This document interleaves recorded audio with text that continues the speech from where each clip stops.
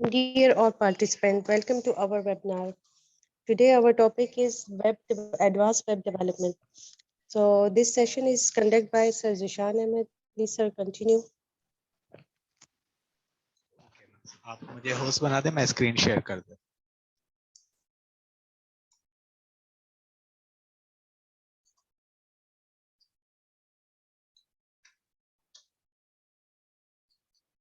Okay.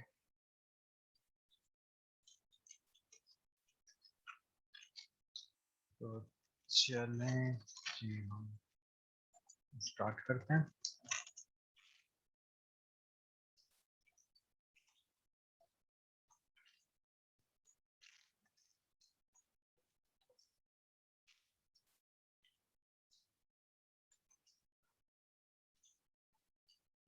तो topic जो है वो हमारे पास एडवांस वेब डेवलपमेंट है और यहाँ पे हम अपने इस लेक्चर में जो देख रहे हैं वो वेबसाइट होती क्या है।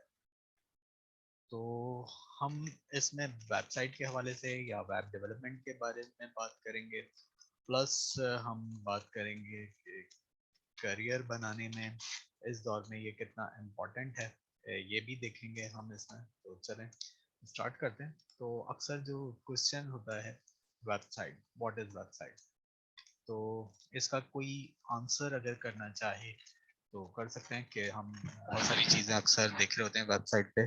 तो वेबसाइट होती क्या है वो हमें पहले देखना पड़ेगा और फिर हम उसमें टेक्नोलॉजीज की बात करते हैं।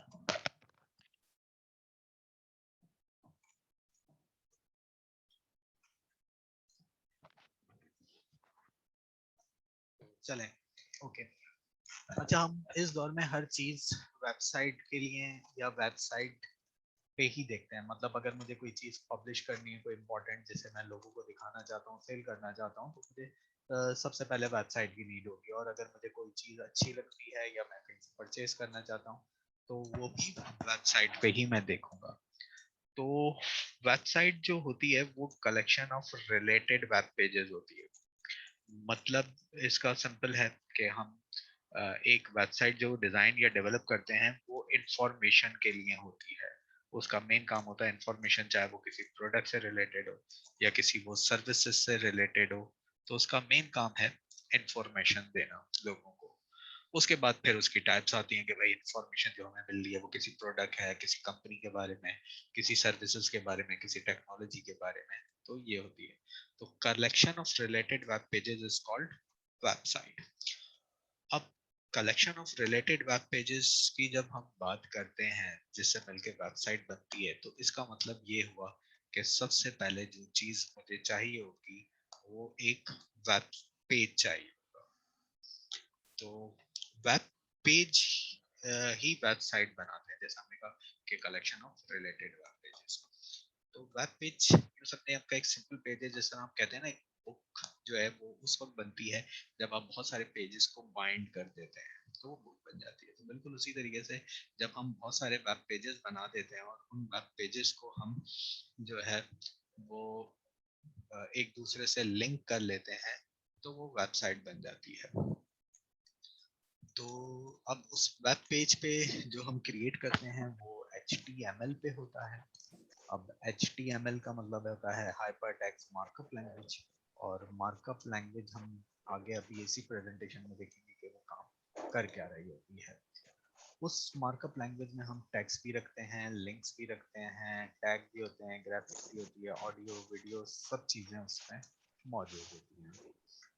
तो ये सारी चीज़ें हमारे पास मौजूद होती हैं उस HTML में। हम जो एक पेज देखते हैं वेबसाइट का, उस पर हमें इमेजेस भी नज़र आ रही होती हैं, टेक्स्ट भी नज़र आ रहा होता है, ऑडियो भी है और वीडियो भी है। तो ये वेबसाइट कहलाती है। किसी भी वेबसाइट को रन करने के लिए हमें 3W चाहिए होता है।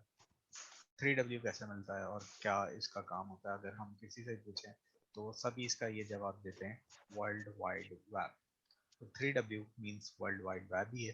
पर वर्ल्ड वाइड वेब या 3W एक ऑर्गेनाइजेशन है और इस ऑर्गेनाइजेशन का काम होता है कि वेबसाइट के स्टैंडर्ड्स और उनके रूल्स जो है वो मेंटेन करना।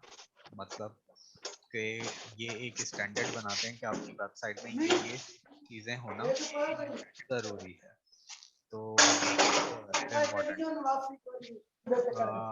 आप लोग अपने माइक ऑफ कर दो। चलो,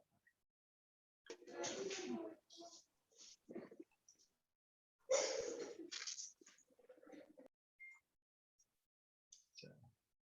तो शोर होता है, इस वजह से कोई आवाज पीछे समझ में नहीं आती है। तो 3W तो हमने देख लिया कि वर्ल्ड वाइड वेब है और ये स्टैंडर्ड है, W3 ऑर्गेनाइजेशन भी कहते हैं इसे, और इसका काम होता है वेबसाइट के स्टैंडर्ड और कोड और दूसरी चीज़ों को मेंटेन करना। अब डोमेन पे आते हैं। अच्छा, 3W के बारे में एक चीज़ और कंफ्यूजन दूर कर दूं कि बहुत सारे लोग ये समझते हैं शायद अगर आपकी वेबसाइट W3 स्टैंडर्ड पे नहीं होगी तो फिर बंद हो जाएगी। ऐसा नहीं होता, आपकी वेबसाइट चलेगी। हाँ, बस ये होगा कि वैलिडेट कोई करेगा तो वो स्टैंडर्ड में नहीं कहलाएगी। तो अब आते हैं डोमेन पे। कोई भी शख्स जब कोई बिजनेस करने का सोचता है तो वो पहले ये सोच लेता है कि उसकी स्किल्स क्या है, उसका काम क्या है, वो क्या अच्छा कर सकता है, उसके पास बजट है या नहीं है इस बिजनेस को शुरू करने का। उसके बाद ही वो ये काम शुरू करता है। तो उसका पहला स्टेप होता है कि अपनी कंपनी का नाम क्या रखेगा। तो बिल्कुल उसी तरीके से जब जैसे ओमनी एकेडमी है तो सोचा ये गया भाई ओमनी एकेडमी .com रखा जाए, .net रखा जाए, .edu रखा जाए, .org रखा जाए या biz और टीवी रखा जाए। तो .com अवेलेबल था तो .com ले लिया। तो डोमेन जो है वो बेसिकली आपके एक्सटेंशंस कह सकते हैं आप एक किस्म के। अगर ओमनी एकेडमी .com रजिस्टर्ड हो गया और अगर किसी और को चाहिए तो वो सर्च करेगा यार .net अवेलेबल है या नहीं है, .pk है या नहीं है।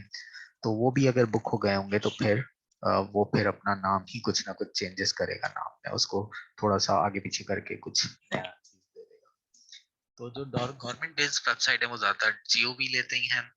जो चैनल्स होते हैं आप देखते ही रहते हैं वो .tv पे चल रहे होते हैं। एजुकेशन यूनिवर्सिटीज कॉलेजेस .edu ले रहे होते हैं, पर ये नेसेसरी नहीं है, अगर आप चाहें तो दूसरा भी ले सकते हैं। तो डोमेन हमारे पास एक डीएनएस सिस्टम होता है जिसके जरिए ही हम ये सारा काम कर रहे होते हैं। तो डोमेन सिर्फ नेम है। उसके बाद रजिस्टर्ड होने के बाद सेकंड स्टेप जो हमारा होना चाहिए या हमारा होता है वो होता है एक वेब होस्टिंग।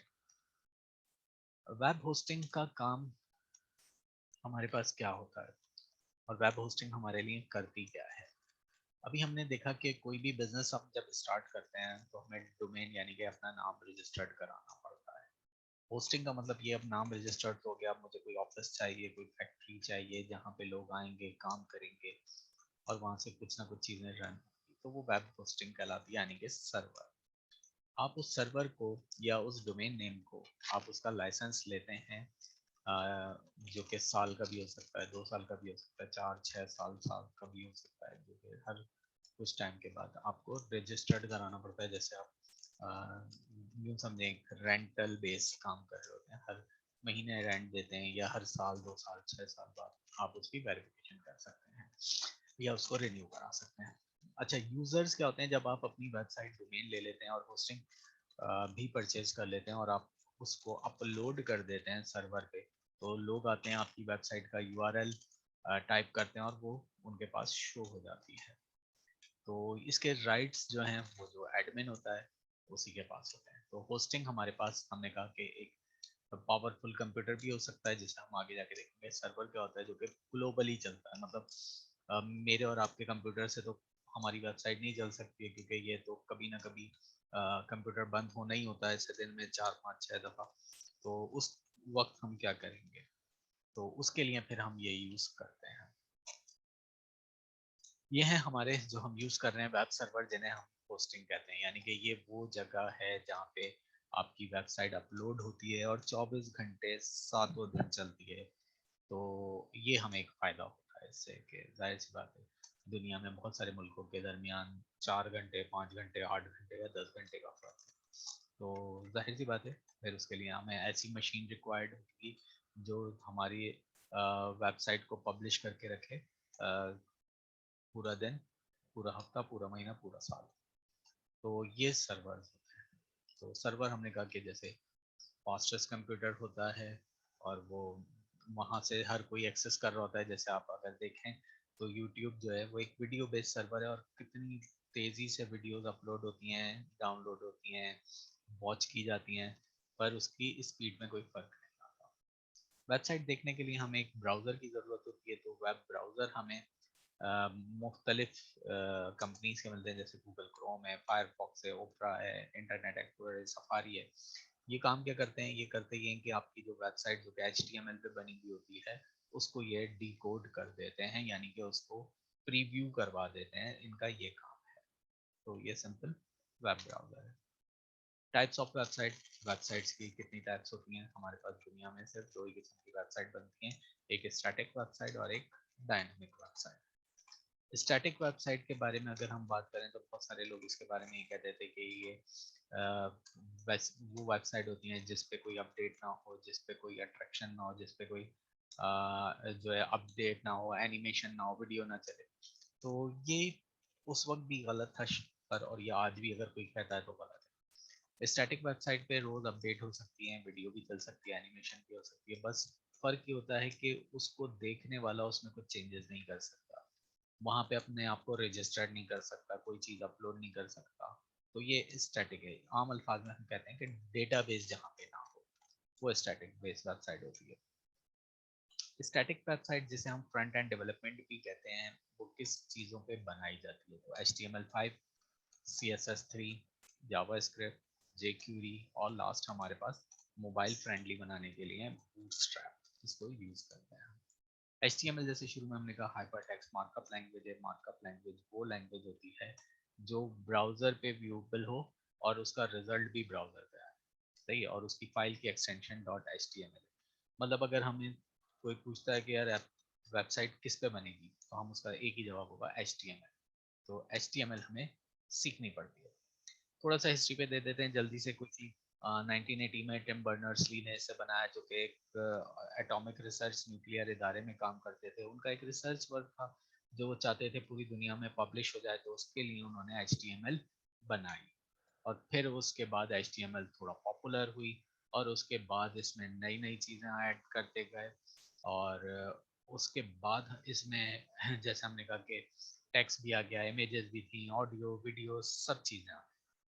तो थोड़ा सा टाइमलाइन पे आते हैं, तो 95 में HTML2 आया, उस वक्त IETF था। 97 में 3.2 आया और ये पहली दफ़ा W3 की रिकमेंडेशन के साथ आया, इनके वर्ल्ड वाइड वेब के साथ आया। उसके बाद 97 में HTML4 आया और ये भी काफ़ी पॉपुलर हुआ, कुछ चीज़ें अभी थोड़ी बहुत इसकी अभी भी चलती हैं। और 2008 में HTML5 आया, जो कि एक्सटेंसिबल हाइपरटेक्स्ट मार्कअप लैंग्वेज के साथ आया। और इसको ये आया इसी वजह से था कि एक्सटेंसिबल हाइपरटेक्स्ट मार्कअप लैंग्वेज को रिप्लेस कर सके, यानी कि HTML4 और XHTML को रिप्लेस कर सके। हमें अब वेबसाइट बनाने में कोई थर्ड पार्टी प्लगइन्स या टूल्स इस्तेमाल ना करने पड़े, सपोर्ट हमें अच्छी मिल जाए, ग्राफिक्स की, मूवी की, म्यूज़िक की, स्मार्ट टीवी की, टैबलेट की, पीसी की, लैपटॉप की, कि हमारी वेबसाइट इन सारी चीज़ों पे चले। तो उसके लिए फिर HTML5 बनाया गया था, 2008 में बना था और कहा गया था 2013 में कंप्लीट हो जाएगा, पर 13 के बाद ये 2018 में कंप्लीट हुआ। और रीज़न यही था कि आपकी वेबसाइट को क्रॉस प्लेटफॉर्म करना था। क्रॉस प्लेटफॉर्म का मतलब वो ये कि पीसी, टैबलेट, स्मार्टफोन और स्मार्ट टीवी पे चले। डायनामिक वेबसाइट अगर हम बात करें तो वो वेबसाइट जो कि सर्वर के साथ इंटरेक्ट करे, यानी कि जिसमें डेटाबेस मौजूद हो, जहाँ पे आप रजिस्टर्ड हो सकते हैं, जहाँ पे आप लॉग इन हो सकते हैं, जहाँ पे आप चीज़ों को अपलोड और डाउनलोड कर सकते हैं। अब इसकी कुछ एग्जांपल में, बहुत सारी एग्जांपल हैं। आपका जीमेल डायनामिक है, आपकी जितनी भी शॉपिंग बेस्ड वेबसाइट है वो सब डायनामिक हैं। इसके अलावा सोशल नेटवर्क की वेबसाइट जितनी भी हैं वो भी डायनामिक हैं। आप एक पोस्ट करते हैं, लोग उसे लाइक, कमेंट और शेयर कर देते हैं, तो ये भी एक डायनामिक वेबसाइट की निशानी है। पॉपुलर सोशल नेटवर्क आपको पता ही है कि यूट्यूब हुआ, फेसबुक हुआ, ट्विटर हुआ, इंस्टाग्राम हुआ, ये सारे हमारे पास पॉपुलर सोशल नेटवर्क हैं, सही। और अगर हम इसी हवाले से ग्लोबली इंटरनेट पेनिट्रेशंस को देखें कि नॉर्थ यूरोप में कोई 2.2% जो है वो ईच रीजन में जो है वो यूज़र्स होते हैं। और उसके अलावा फिर ईस्टर्न यूरोप में कितने हैं, सेंट्रल एशिया में कितने हैं, वेस्टर्न यूरोप में क्या है, वेस्टर्न एशिया में क्या है, साउथ एशिया में क्या है। जिसमें वेस्टर्न एशिया में तो हमने कहा पाकिस्तान, इंडिया और ये सारी चीज़ें आ गई। साउथ एशिया में आपके वो जज़ायर जो होते हैं वो आ गए। तो 100% कहीं पे भी इंटरनेट यूज़ नहीं हो रहा होता, सबसे कम अफ्रीका वगैरह में। अगर हम दूसरी चीज़ पे आए तो वेबसाइट का एक बड़ा पर्पस हो गया इंटरनेट मार्केटिंग से रिलेटेड। मतलब आप अगर कोई अपनी चीज़ों को सेल करते हैं, कोई वर्क एट होम करते हैं, या आप अपना छोटा सा स्मॉल बिजनेस रन करते हैं, आपको एक वेबसाइट के साथ साथ इंटरनेट मार्केटिंग की बहुत ज़रूरत पड़ती है, जैसे हम आमतौर पे डिजिटल मार्केटिंग कहते हैं, जिससे आप अपने ऑर्डर्स, अपने अपने बिजनेस को, अपनी सर्विसेज को तेज़ी के साथ ग्रो कर सकते हैं। अब जैसे हम ये कहते हैं कि ये वो ज़माना नहीं है जहाँ पे हम ये कहें कि अब आप अखबार लें, रेडियो पे ऐड देखें, टेलीविज़न देखें, न्यूज़पेपर। अब ये बहुत कम हो गया है। अब ज़्यादातर जो है वो मार्केटिंग जो की जाती होती है वो सोशल मीडिया पे ही की जा रही होती है या गूगल पे की जा रही होती है, जिससे रिजल्ट अच्छे होते हैं, कॉस्ट भी कम होती है और आपको रिपोर्ट अच्छी मिलती है। तो सोशल मीडिया के हवाले से ये पॉपुलर नेटवर्क देख लिया जैसे, और अब तमाम ब्रांड्स, चाहे वो ब्रांड्स हों, कंपनीज हों, वो सारे के सारे सोशल मीडिया पे रखते हैं। करियर अपॉर्चुनिटीज़ क्या हैं? तो करियर अपॉर्चुनिटीज़ तो इसमें बहुत ब्राइट हैं। आप फ्रंट एंड डेवलपर बन सकते हैं, आप बैक एंड डेवलपर बन सकते हैं, आप content manager, researcher, marketer, e commerce के हवाले से आप बहुत सारी चीज़ों को इसमें ऐड कर सकते हैं अपने करियर में। एक वेब डिज़ाइनर जो फ्रंट एंड डेवलपर होता है, उसके लिए आप हम ये कहते हैं कि आपको सॉफ्टवेयर हाउसेस में जगह है, चाहे वो इंटरनेशनल और लोकल। अब तो खैर हम ये कहते हैं कि इंटर्नशिप स्टार्ट है। सॉफ्टवेयर हाउसेस बहुत ज़्यादा हो गए हैं जो कि पाकिस्तान में भी फिजिकल अपीयरेंस है जिनकी, और जो कि ऑनलाइन भी यहाँ पे लोगों को हायर करके उनसे काम करते हैं। तो सॉफ्टवेयर हाउसेस में है, इलेक्ट्रॉनिक मीडिया में है, चैनल्स वगैरह की वेबसाइट्स हैं, उसमें आपको ज़रूरत पड़ती है। मल्टीनेशनल कंपनीज हैं। रिक्वायरमेंट आपकी क्या होनी चाहिए? आप वेब ग्राफिक डिज़ाइनर के हवाले से आपको कुछ पता हो, यूज़र इंटरफेस डिज़ाइनर हो, आपको वेब पेज के कंटेंट के हवाले से पता हो, चाहे वो टेक्स्ट हो या ऑडियो या वीडियो में हो, विजुअल्स हो, लेआउट हो, कलर ग्राफिक्स वगैरह के बारे में आप जानते हो, कहीं आपने सॉलिड ट्रेनिंग आपकी हुई हुई हो जिसमें आपने थोड़ा सा डिजाइनिंग के हवाले से एडोब फोटोशॉप भी देखा हो, HTML CSS जावास्क्रिप्ट तो मस्ट होती ही हैं। तो अप्रॉक्स सैलरी आपकी 15 to 30,000 और फिर आपके एक्सपीरियंस के साथ आगे चलती रहती है। अगर हम वेब डेवलपर की बात करें तो जो कि बैक एंड डेवलपमेंट करता है, तो उसकी जॉब्स रिस्पॉन्सिबिलिटीज भी हैं वही हैं, और उसकी ट्रेनिंग की स्किल्स भी बड़ी होती हैं। जैसे उसमें HTML CSS जावास्क्रिप्ट वगैरह तो उससे आना चाहिए। इसके अलावा जो है वो उसे MySQL, PHP, SQL server, ASP या पर्ल आती है। बिजनेस कम्युनिकेशन स्किल्स तो हर चीज़ में अब बहुत इंपॉर्टेंट हो गई।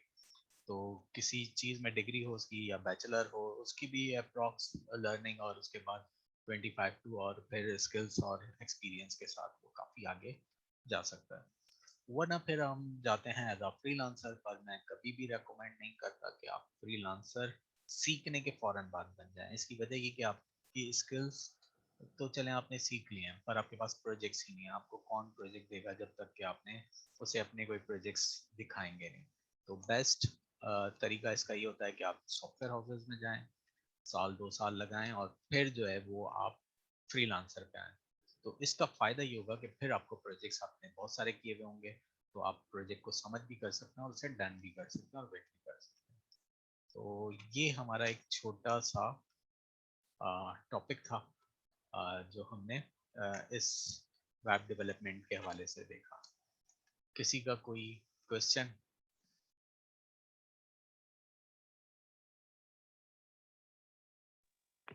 Great explanation. Thank you, sir. Hello जी, कोई पूछना चाहते हैं? Thank you so much, sir. Thank you. Thank you. Thank you. ज़ोरा, आप Yes, ji sir. Thank you. Thank you so much all participants.